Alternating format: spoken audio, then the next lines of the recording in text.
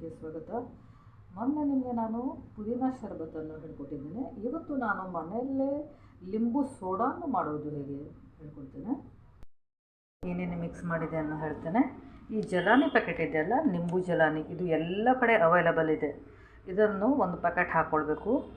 ನಂತರ ಸಕ್ಕರೆ ಆ್ಯಡ್ ಮಾಡ್ಕೊಳ್ಬೇಕು ನಿಮಗೆ ಬೇಕಾದಷ್ಟು. ನಂತರ ಸ್ವಲ್ಪ ಚಾಟ್ ಮಸಾಲನ್ನು ಹಾಕ್ಕೊಳ್ಬೇಕು.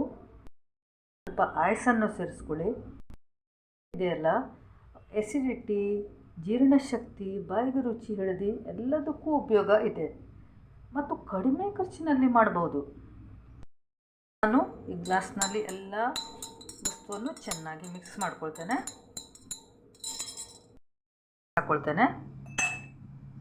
ಮತ್ತು ಇದನ್ನು ಇದರಲ್ಲಿ ಹಾಕ್ಕೊಳ್ತೇನೆ. ಮಿಕ್ಸ್ ಮಾಡಿದ ಒಂದು ಪೇಯ ಇದೆಯಲ್ಲ, ಇದರಲ್ಲಿ ಹಾಕ್ಕೊಳ್ತೇನೆ.